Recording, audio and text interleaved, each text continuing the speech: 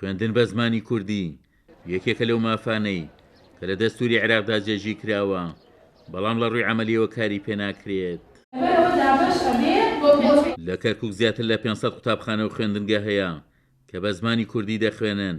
قوتابخانەکان زیاتر لە 100,000 قوتابی خوێندکار ئاشنای زمانی کوردی دەکەن لە قۆناغەکانی سەرەتایی و ناوەندی و ئامادەیش، بەڵام کە ڕوو لە زانکۆ دەکەن تووشی گرفت دەبن.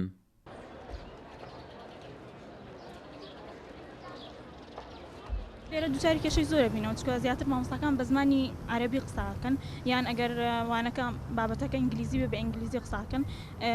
تۆم بڵێ معاناتی تەلەبە کوردەکان هینە معاناتیان ناکەن یان مڕعاتیان ناکەن بە کوردی بۆیان شەڕح ناکەن.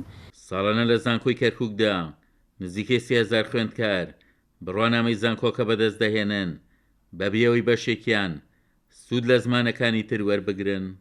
تەلەبێک ڕاهێنی لەسەر سیستەمێک بۆ ماوەی 12 ساڵ لە پڕێگە کە تەخەڕوجەکە لە قۆناغی ئاعدادی دێتە زانکۆ تەماشاکە سیستەمی خوێندن هەموو بە عەرەبی، مامۆستاکان هەموو عەرەبن، سەرچاوەکان هەموو بە عەرەبیە. ئەو تەلەڤێژ دێتە لای ئێمە خوێندکارێکە تەماشاکە هیچ سوودمان نییە بەڕاستی نا لەوانەی مامۆستاکان لە سەرچاوە زانستیەکان.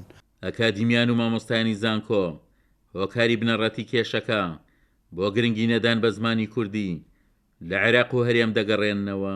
ئەو بەرپرسانی کە لە بەغدان لانی کەم بە کوردی قسە بکەن، یعنی تا ئێمە نەمان بینیوە لە پەرلەمانی عێراق بەرپرسێک بە کوردی قسە بکات.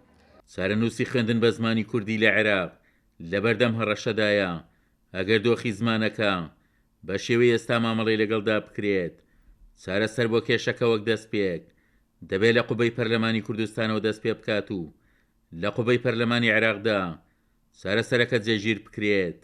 عومەر غەریب، کوردسات نیوز، کەرکووک.